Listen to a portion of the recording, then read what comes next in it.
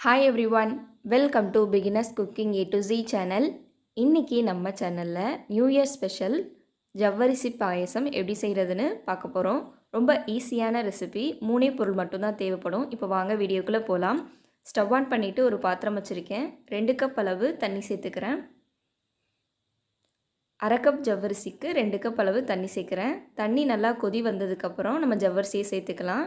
ஜவ்வரிசியை 3 மணி நேரம் ஊற வச்சு எடுத்திருக்கேன். குறைஞ்சது 1 மணி நேரமாச்சும் ஊற வச்சு எடுத்துக்கணும்.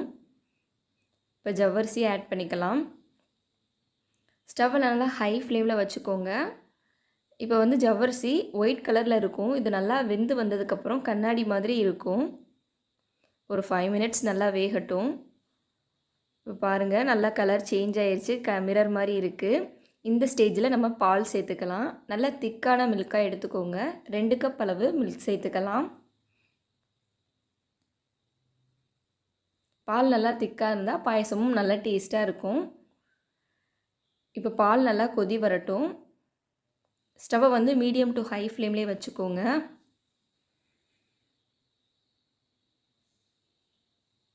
பால் நல்லா கொதி வந்ததுக்கப்புறம் நம்ம சுகர் சேர்த்துக்கலாம். நான் இன்றைக்கு 1/2 கப் அளவு நாட்டு சர்க்கரை சேர்த்துருக்கேன்.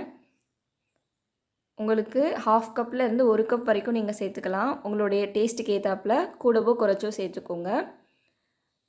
சுகர் சேர்த்துட்டு இந்த மாதிரி நல்லா கொதி வந்ததுக்கப்புறம் 2 ஏலக்காய் சேர்த்துக்கிறேன். ஃப்ளேவருக்காக 2 ஏலக்காய் இடித்து சேர்த்துக்கிறேன். இப்போ கொஞ்சமாக ட்ரை நட்ஸை நெய்யில் ரோஸ்ட் பண்ணி ஆட் பண்ணிக்கலாம். ஒரு பேனில் 1 டேபிள் ஸ்பூன் போல் நெய் சேர்த்துக்கிறேன். நெய் உருகுனதும் ஒரு 6-7 முந்திரி பருப்பு சேர்த்துக்கிறேன். பிஸ்தா ஒரு 10 பீஸ் சேர்த்துக்கிறேன். உங்கள்கிட்ட என்ன ட்ரை நட்ஸ் இருக்கோ நீங்கள் அது மட்டுமே யூஸ் பண்ணிக்கலாம். முந்திரி பருப்போட கலர் லைட்டாக சேஞ்ச் ஆனதும் நம்ம அந்த பாயசத்தில் இதை சேர்த்துக்கலாம். பாருங்கள், நல்லா கலர் சேஞ்ச் ஆயிடுச்சு. பாயசத்தில் சேர்த்துக்கோங்க. அந்த நெய்யோடு சேர்த்துக்கோங்க. ஒரு தடவை நல்லா மிக்ஸ் பண்ணிவிட்டு ஸ்டவ் ஆஃப் பண்ணிக்கலாம்.